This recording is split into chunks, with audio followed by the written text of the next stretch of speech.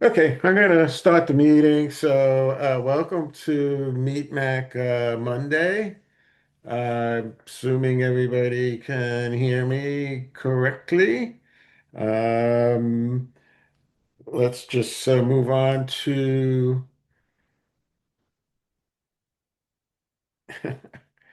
I gotta, there you go, get on to the disclaimer. I mean, people have probably seen this before. And here's the agenda. I got a lot of things on here. I'm going to go through this kind of pretty quickly because obviously there's a lot here, and I'm going to send this out to everybody who has responded in any case to the RSVP. So the first thing is some good news about the proposed Newtown Yardley Road. If you're not familiar, sidewalk along that road along the cemetery that leads into the borough. Um, we have dealt with this before, almost, I guess, more than a year ago. I know Charlie Fuhrer is on the call here, and he was primarily responsible for this in there's a Newtown Walk.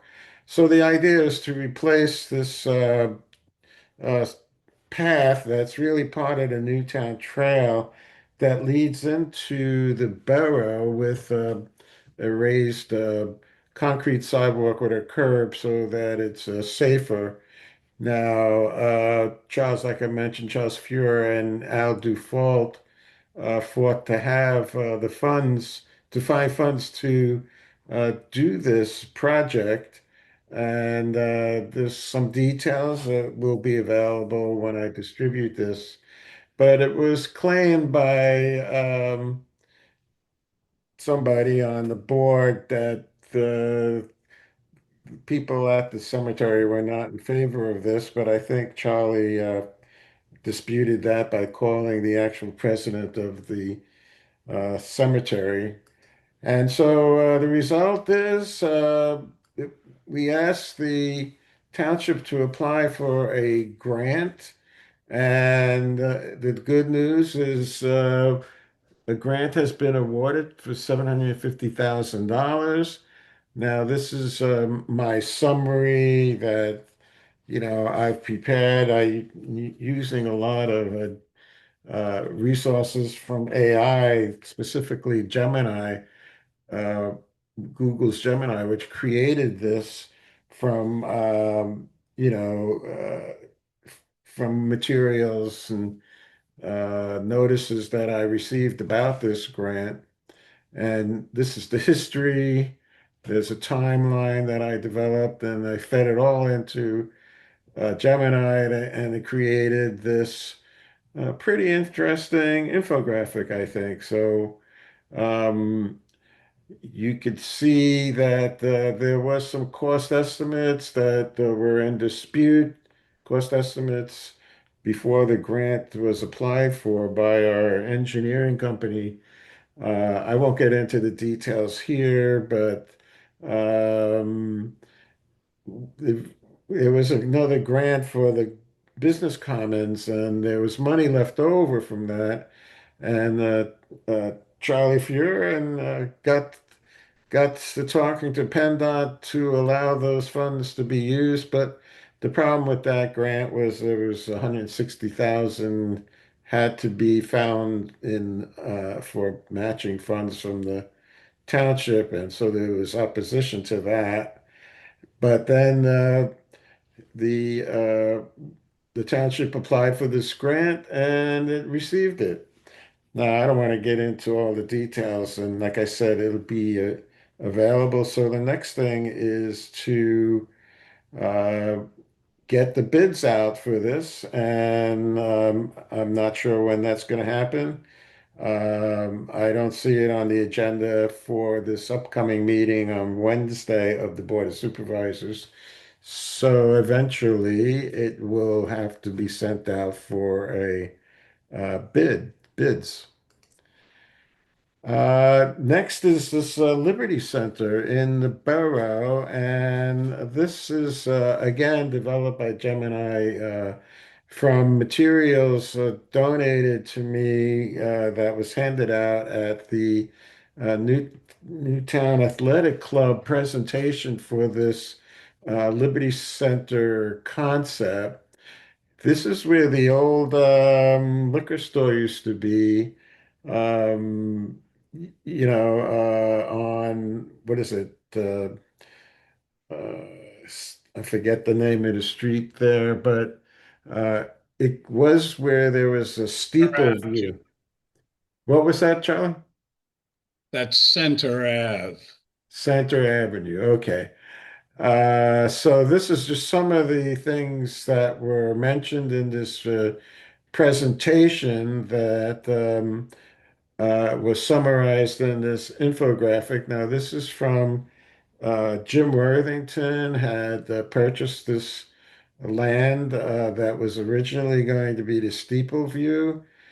Steeple View had like I think a mixed use with apartments above uh, commercial stores.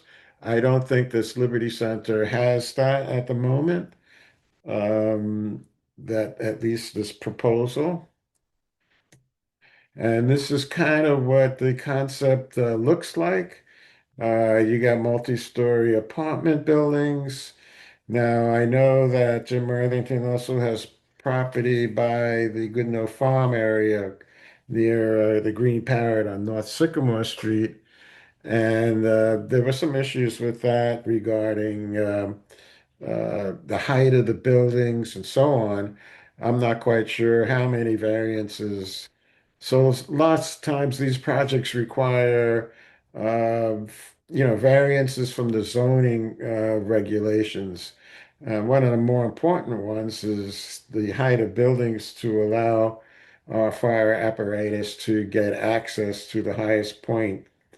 So that could be an issue here. Just saying, I don't know all the details.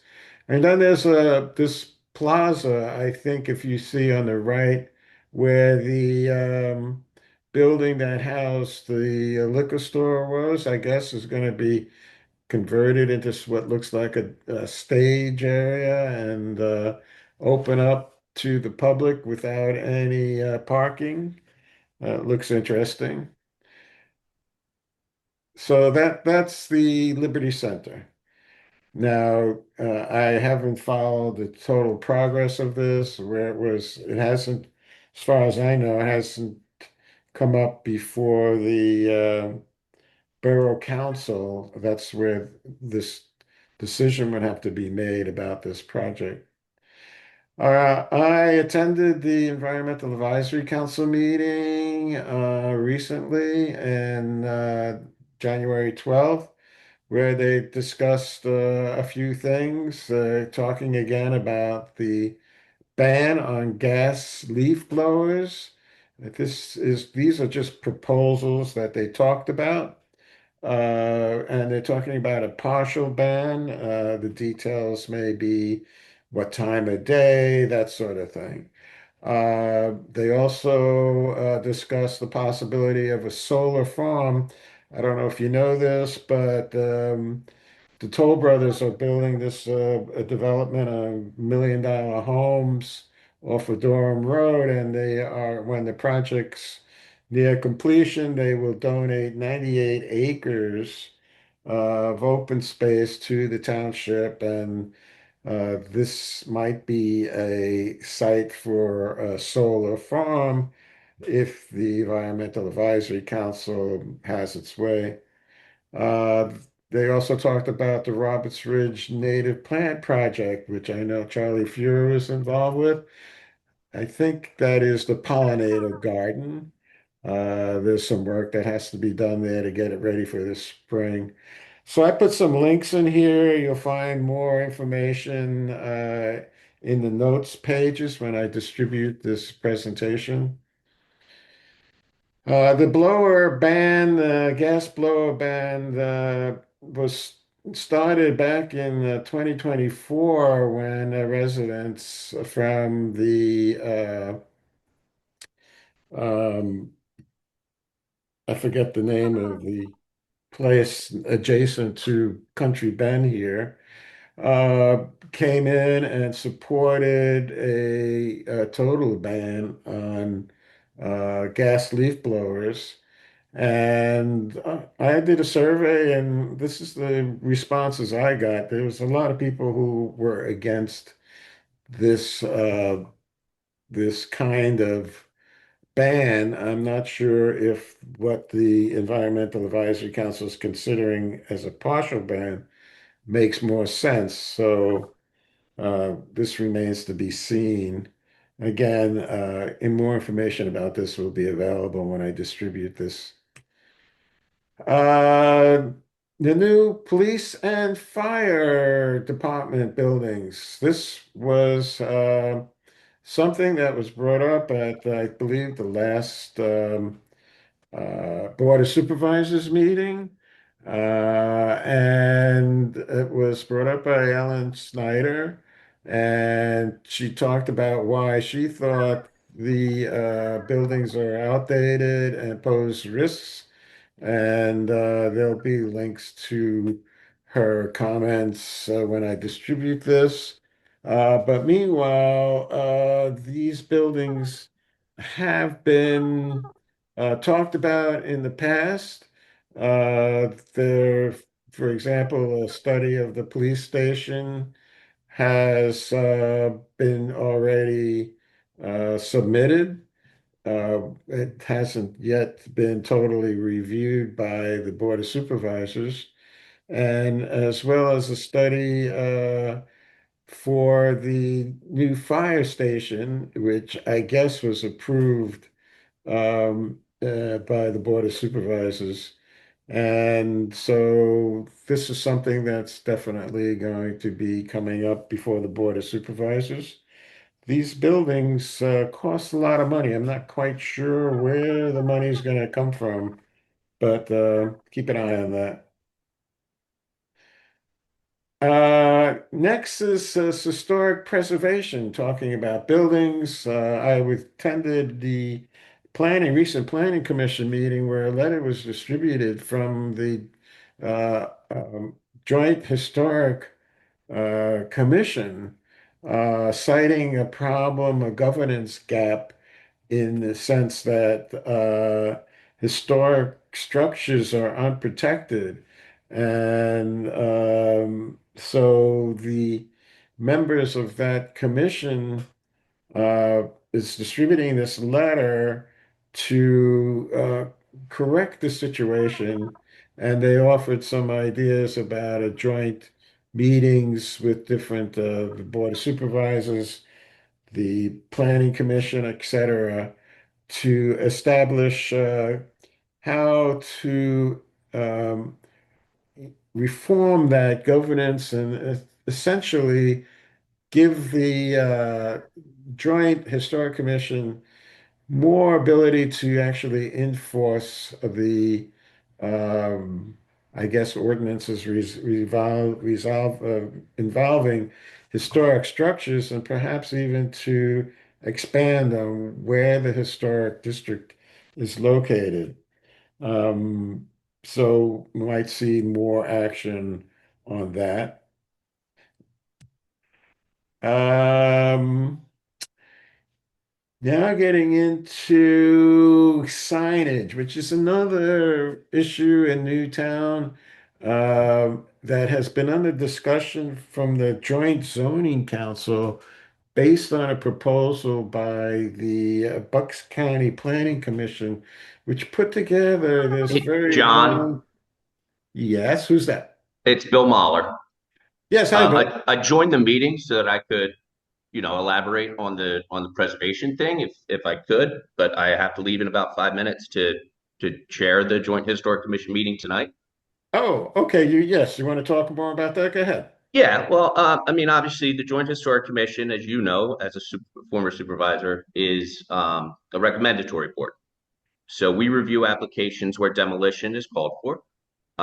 To see if there is a historic or architectural significance to the structure that is up for demolition. Unfortunately, the way ordinances read in both the borough and the township, um, there is no teeth to allow for a denial of a demolition permit outside of the historic districts, in either municipality. Um, so about 2.5 years ago, we had a meeting with a consultant from the Pennsylvania Historic and Architectural Commission, and they laid out some ideas for ways that you can protect structures that aren't governed. But to date, neither municipality has followed up on that. And it's frustrating as a commission where we're tasked with making a recommendation on whether something's historically significant, but then, we can't do anything about it. In the township alone, in 2025, there were three historically significant structures that were demolished because the township solicitor said, go ahead and issue the permit. We can't do anything about it. So what we're asking now is to meet with solicitors, the township boards, the borough council, and try to come up with a plan where we can move forward with trying to preserve those properties that are outside of that historic district. So anyway, I just wanted to put that out there to the people that took the time to join your meeting. Um, and if you have any specific questions, I'm happy to answer that as well. Well, okay, we'll maybe talk more about this. Have more questions in the discussion session. Okay, So, well, I have to leave to uh, chair the meeting tonight. okay. So, Well, but thanks for showing up and giving us that insight. Thank you, Ben. absolutely. Thank you, John. Okay, bye. Getting back to the presentation on signage. This is very complicated. The reason this all started was there was uh, spotty enforcement of the signage ordinances that we have in place. So at the Joint Zoning Council, I just asked that there be some clarification about the signage and what could be done about it. And it evolved into this document that has a bunch of signs that may or may not even be appropriate. It defines a lot of signs and it's very complicated. It's an overwhelming proposal. And it's still something in the works at the Joint Zoning Commission.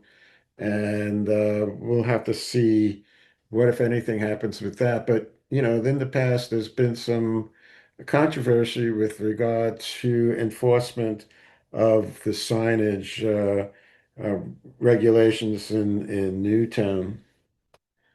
And it was supposed to clarify that, but I don't think it really is working to do that. Yeah, here's something that I'm very interested in, and a few other people are interested in, is something called the consent agenda. I don't know if you know what a consent agenda is, but it's where a bunch of things are put together into one agenda item. Let me see if I have a copy of that. This is a copy of the consent agenda for the upcoming meeting. So there's these bunch of things. Usually the consent agenda has things in it like approval of the minutes, payment of the bills, items that are not something that need to be discussed individually, basically, or voted on individually. So you don't vote on these items individually. You vote on everything in the consent agenda, yay or nay. And how it can be abused, I have an example here of this drug education vehicle, which is really a police pursuit vehicle with locking doors from the inside for, uh, transporting prisoners and for chasing car chases and license plate readers, all this technology, souped up engine, and so on. It's obviously not a drug education vehicle, but it was put on the consent agenda to spend this $110,000 and the money was supposed to come from the opioid settlement that we received. Maybe it was about $135,000. And I don't think this is an appropriate way to spend the drug um, money for to help in the opioid situation.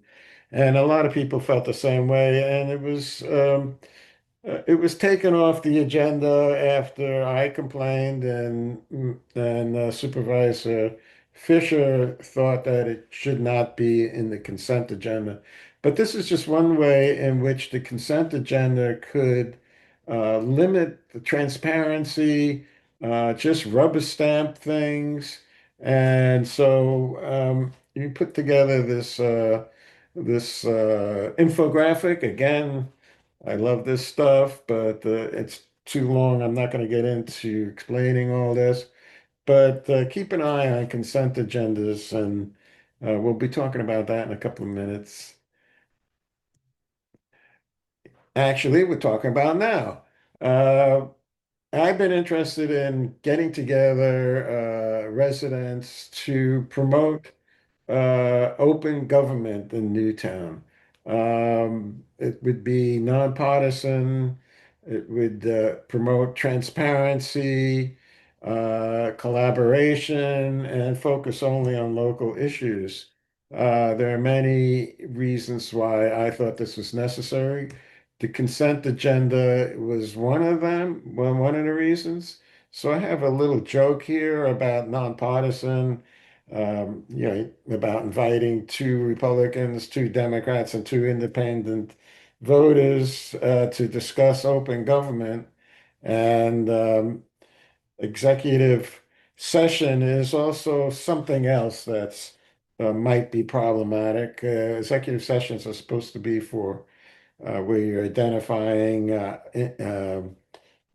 personnel and lawsuits, but they need to discuss what was actually in that executive session. But that's neither here nor there. There's lots of things that can be improved to make a more open government. Limiting the use of consent agendas is one of them. Also, maybe including links to documents and agendas to make it easy to, or to make it easy to find documents like the bills lists and the monthly police reports on the website, those sort of things. So, a few of us got together recently to discuss this, and we haven't gotten all our ducks in a row yet. But there's lots of things to do next, and if you're interested, you can contact me, and I will give you some more information. Also, I was named to be on the Human Relations Commission, which I helped establish uh, in 2018 by the Anti-Discrimination Ordinance that's extant in Newtown Township. You may not be familiar with this ordinance, but it specifically prohibits discrimination based on sexual orientation or gender identity. I think something that is under attack these days. So the Human Relations Committee met recently and welcomed me as a new member and discussed several things on improving public accessibility to meetings, to do some outreach to religious organizations, the school district, and the Pennsylvania Human Relations Commission, and to revise this informational presentation. The borough also has a Human Relations Commission, and that does more to promote its activities to help defend people who have been discriminated against.